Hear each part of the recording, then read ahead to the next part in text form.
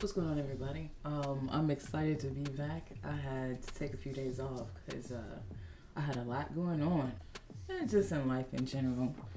It's always good to take a breather.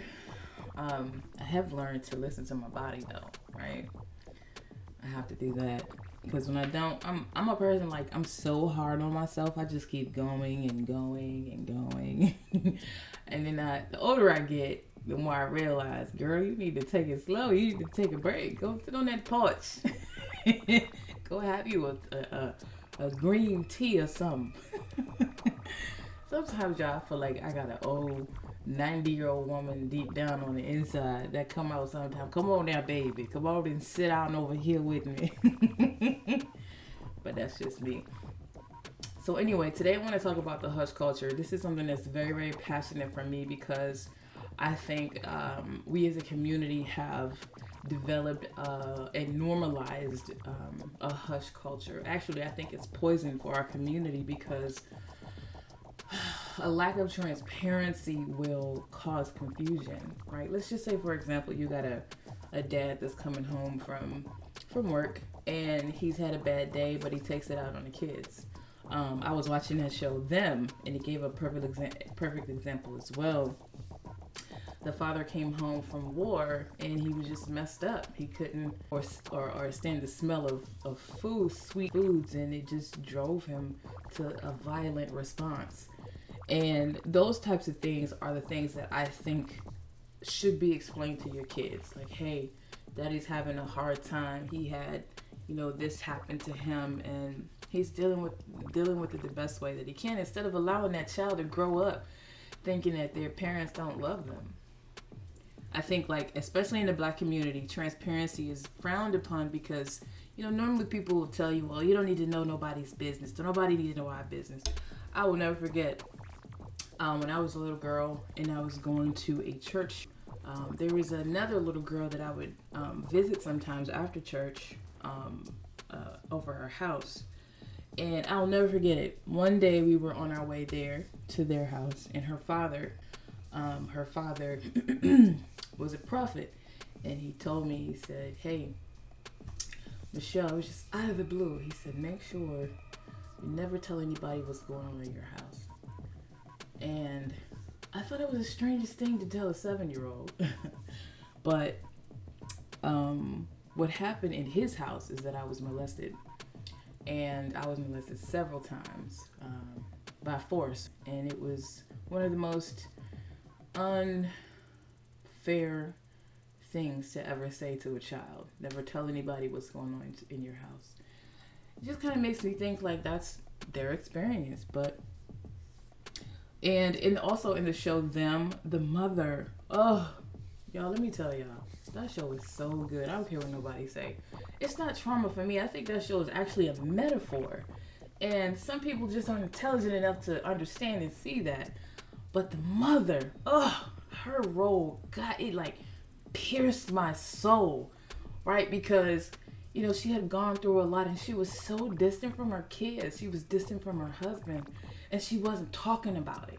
Can you imagine the psychological trauma that happens to a child seeing their mom be as distant as she is and, not necessarily being the mom that they're used to because something happened, because something transpired to change her disposition. But each one of those people in that family, each family member in that show, Them, had a psychological reaction not only to racism but to the parents' trauma. And I think that generational curses, they develop because of a lack of transparency, right? I have an aunt. She would tell me her story all the time. She would tell me the crazy, the embarrassing parts. And I think that's probably where I got my courage from to tell my story. But I would be so liberated once I talked to her because I would feel like, you know what? I will be okay. And for the most part, not sharing your trauma with your family more than anything will rob your children of the prerequisites for their independence in the future, right? My story is for the younger generation. My stories are for my niece and my nephew to say, hey, Aunt Shell went through it. I'm gonna be all right, right? And I think that for the most part, not expressing your story or not telling your story creates a suffering of emotional awareness, and it creates a false reality for your family around you.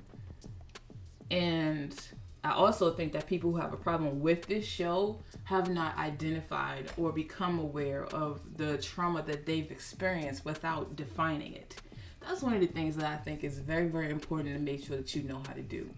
You must know how to define your situation and not allow somebody else to define it, right?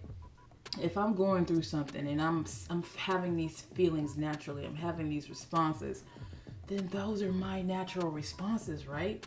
That's the way I define that situation.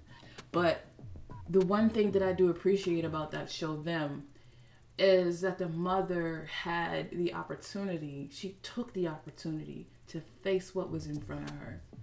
And when she faced what was in front of her, no matter how much she had gone through, no matter how much she had experienced, she was able to see the core of the issue.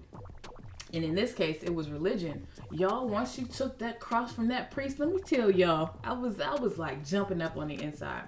And then she held the cross and she said, I see you. And I've always believed that racism and homophobia is a result of the Bible anyway. So all this hate is generated from words that were not written by our culture. But, and then he said something earlier, the priest said something earlier to her in the show. He said, I will control you with scripture. And at that time, she was trying to hurt her children. I thought that was so profound. Because the black community, period, especially the black church, they are controlled by scripture without their humanity. It's so amazing to see it told in a story like that. She said, I see you. And the one thing that I want to empower women to do is this. When it comes to abusive relationships, make sure that you define your story, you write it down, and you stick with it. Because what people around you will do is they will try to manipulate you into redefining or renaming an experience because it makes them uncomfortable, right? If you're in an abusive relationship and you leave that abusive relationship, stay away. The one thing women in my family have taught me about abusive relationships is this: the abuser will never change. The abuser will always be the same. Because it's something in them that responds to you in an abusive way, right? It could be that you're too giving. It could be that you're too kind. It could be that you're too, forgiving. But one thing that I will definitely leave you with, my ability to remember what happened is the greatest weapon that I have. Because I've watched women in my family go back to abusive relationships because they allowed someone else to redefine their experience, right? And in redefining their experience, what happens is they say, oh, you need to forgive, just let it go. Oh, everybody changes. No, they don't. I can forgive a person. Yes, God bless you. I'm going to be there for you. If you need me, call me, send me, whatever you need to do. Send me a message. I will be there and help you meet that need. But as soon as I'm done with that need, I'm out. Do not allow anybody else to redefine your experience because it makes them uncomfortable. And what's crazy is something happened recently, and God showed it to me a few days before it happened. He said, Michelle, this is what it is. And he said, I don't want you to fall prey to the abuse. And he showed me this person's face. And that person turned around and it was another face. The face that I knew, the face that I knew was the initiator of all this in the first place. So I see you. I know what you're doing. And I'm not moving. I'm not budging. I'm going to stay safe. I'm going to stay where I am. God showed me that you were coming. And I will not be fooled or abused anymore.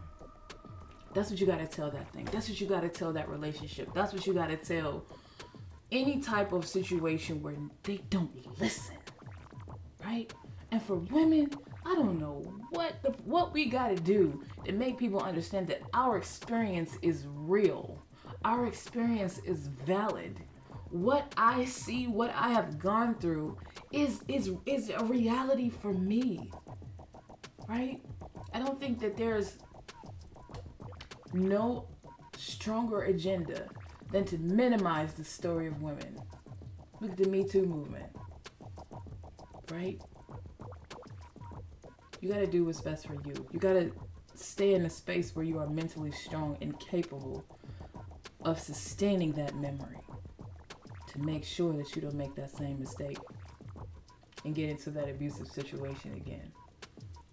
I love you all, and I hope you have a good rest of your day. All right.